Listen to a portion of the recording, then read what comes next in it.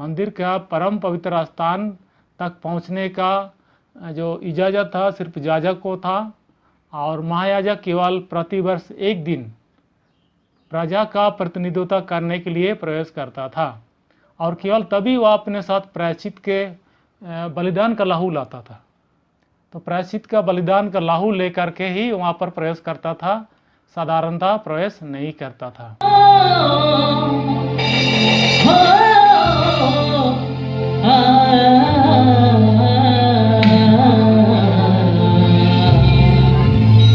Praise the Lord, जय मसीह की। मैं हूं सुनील और आप देख रहे हैं योर लाइफ चैनल।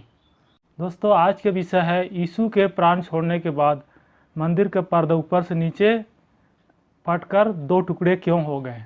जी हाँ, आज का विषय है मंदिर का पर्दा क्यों फटा। तो आज हम इसी विषय पे बात करेंगे, इसको हम जानने का प्रयास करेंगे। दोस्तों, इसको हम पढ़ते हैं मत्ती रचित सुसमाचार अध्याय 27 वचन 51 में, जहाँ पर लिखा हुआ है, और देखो मंदिर का पर्दा ऊपर से नीचे तक फटकर दो टुकड़े हो गया और धरती डोल गई और चट्टानें तड़क गई। जी हाँ, जब यीशु मसीह प्राण छोड़ देते हैं तो मंदिर का पर्दा ऊपर से नीचे फटकर दो टुकड़े हो जाते हैं। तो हम जानने का प्रयास करेंगे कि ये मंदिर का पर्दा फटा क्यों, इसके पीछे क्या कारण है। तो आज हम इसी को सीखेंगे। जैसे कि आप सभी जानते हैं, यरूशलेम में पर्दा लगा हुआ था और अति पवित्र स्थान तक जाने का इजाज़त सिर्फ याजक को होता था, आम विश्वासी को इजाज़त नहीं थी। अर्थात आम विश्वासी अति पवित्र स्थान तक नहीं जा पाता था, और जो भी विश्वासी को चाहिए, जो भी प्रार्थना निवेदन चाहिए, तो याजक ही उसके लिए प्रार्थना करता था, और याजक साल में एक बार अति पवित्र स्थान में प्रवेश करता था। तो यही पर्दा, जो पर्दा पवित्र स्थान और अति पवित्र स्थान को अलग करने वाला जो पर्दा है, ये क्यों फट जाती है। सबसे पहले हम पर्दा के बारे में जान लेंगे, उसके बाद पर्दा क्यों फटा उसके बारे में हम जानेंगे। हम पुराने नियम में जाएंगे, निर्गमन की पुस्तक को खोलेंगे और उसका 26 अध्याय वचन 2 और 3 को हम पढ़ के देखेंगे। यहाँ पे लिखा हुआ है, एक एक पर्दे की लंबाई 28 हाथ और चौड़ाई 4 हाथ की हो, सब पर्दे एक ही नाप के हों, 5 पर्दे एक दूसरे से जुड़े हुए हों, और फिर जो 5 पर्दे रहेंगे वे सब पर्दे एक ही नाप के हों। यहाँ पर जो मूसा को आज्ञा मिला परमेश्वर से पर्दा बनाने का, इसका लंबाई चौड़ाई यहाँ पर बताया हुआ है। लंबाई 28 हाथ, चौड़ाई 4 हाथ, और कुल मिला करके 10 पर्दे वहाँ पे लगाना है। कहाँ पर लगाना है? पवित्र स्थान और अति पवित्र स्थान को अलग करने के लिए पर्दा लगाना है, और इसका लंबाई 28 हाथ और चौड़ाई 4 हाथ, और ये कुल 10 पर्दे लगाने हैं। इस प्रकार से परमेश्वर ने मूसा को आदेश दिया इस प्रकार का पर्दा बनाने के लिए। और एक पर्दा पवित्र स्थान को अलग करता है, और जहाँ याजक प्रार्थना करता और लोगों की ओर से धन्यवाद करता था। और इसको हम इस प्रकार से समझ सकते हैं, आम विश्वासी अति पवित्र स्थान को प्रवेश नहीं कर सकता था, या प्रवेश करना मना था, और इस कारण से आम विश्वासी, साधारण विश्वासी परमेश्वर से अपनी प्रार्थना नहीं कर सकता था या धन्यवाद भी नहीं दे सकता था, क्योंकि परमेश्वर की उपस्थिति अति पवित्र स्थान में होती थी, और वहाँ पर सिर्फ याजक साल में एक बार जाता था।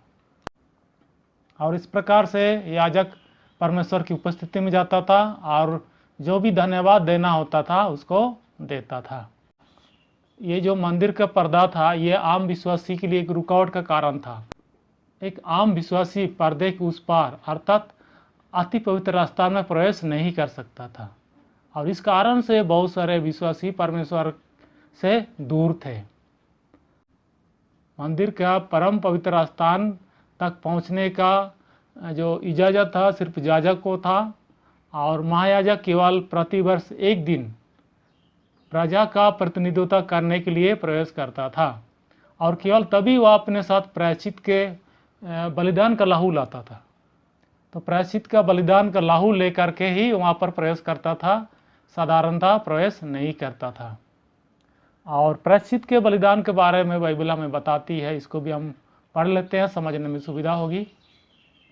निर्गमन की पुस्तक अध्याय 30 वचन 10 यहाँ पर लिखा हुआ है, हारून वर्ष में एक बार इसके सींगों पर प्रायश्चित करे और तुम्हारी पीढ़ी पीढ़ी में वर्ष में एक बार प्रायश्चित के पाप बलि के लहू से इस पर प्रायश्चित किया जाए, यह यहोवा के लिए परम पवित्र है। यहाँ पर मूसा को परमेश्वर ने निर्देश दिया था कि प्रायश्चित के बलिदान के बाद ही परम पवित्र स्थान में प्रवेश करना है। और इसी कारण से जो महायाजक होता था साल में एक ही बार प्रवेश करता था, और वो भी प्रायश्चित के बलिदान के बाद। तो ये जगह आम विश्वासी के लिए मना था जाना, और इस कारण से बहुत सारे लोग परमेश्वर से दूर थे। और एक वचन देख लेते हैं, इब्रानियों अध्याय 9 वचन 6, 7, 8। ये वस्तुएं इस रीति से तैयार हो चुकी उस पहले तंबू में याजक हर समय प्रवेश करके सेवा के कार्य संपन्न करते थे, पर दूसरे में केवल महायाजक वर्ष भर एक ही बार जाता है और बिना लहू लिए नहीं जाता, जिसे वो अपने और लोगों की बूढ़ चूक के लिए चढ़ाता है। इससे पवित्र आत्मा यही दिखाता है कि जब तक पहला तंबू खड़ा है तब तक पवित्र स्थान का मार्ग प्रकट नहीं हुआ। जी हाँ, अति पवित्र स्थान के बारे में बाइबल बताती है, महायाजक वर्ष में एक बार ही प्रवेश करता था, और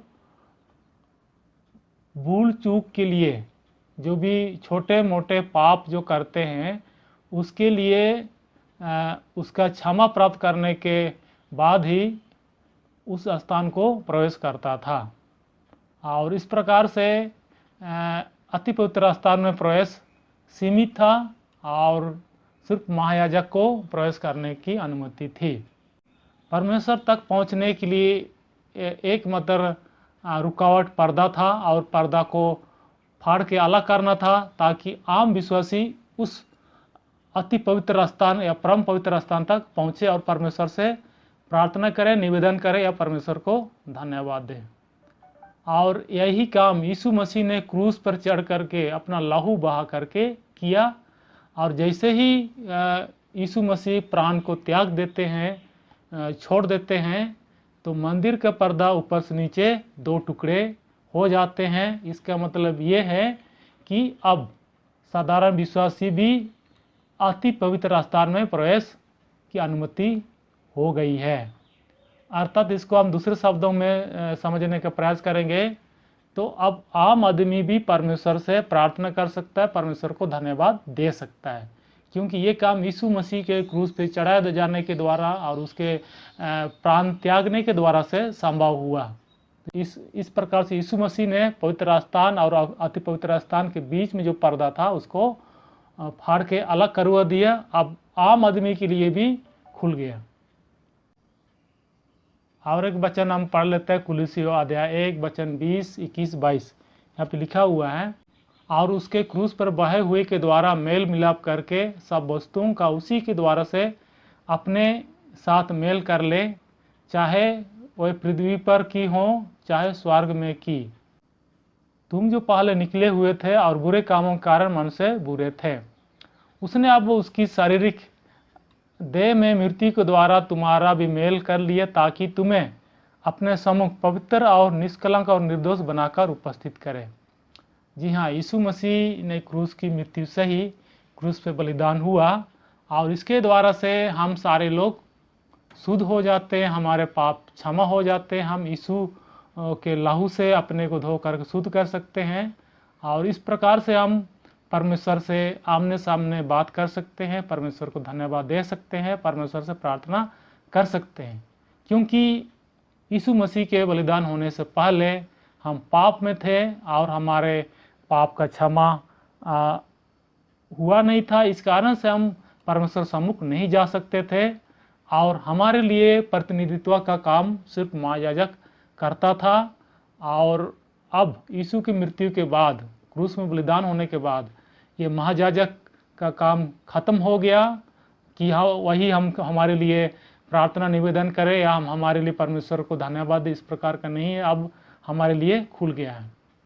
और एक वचन देख लेते हैं, इब्रानियों 10:19-20। इसलिए हे भाइयों, जब हमें यीशु के लहू के द्वारा उस नए और जीवते मर से पवित्र स्थान में प्रवेश करने का हिया हो गया है।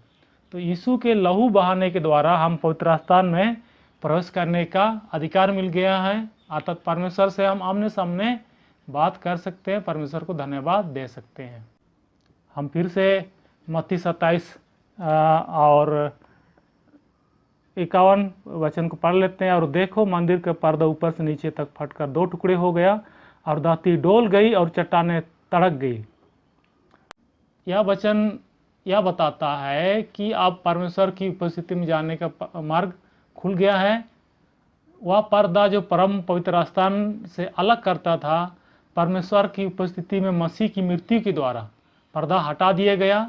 पवित्र स्थान अर्थात परमेश्वर की उपस्थिति उन सब के लिए खुल गई जो मसीह पर विश्वास करते हैं तथा उसके उद्धार के वचन पर विश्वास करते हैं। जी हाँ, ये सबसे अच्छी बात है। अब हमारे बीच में कोई पर्दा नहीं रहा। अब हम परमेश्वर से सीधे तौर पर प्रार्थना कर सकते हैं, सीधे बातचीत कर सकते हैं, सीधे हम उसको धन्यवाद कर सकते हैं।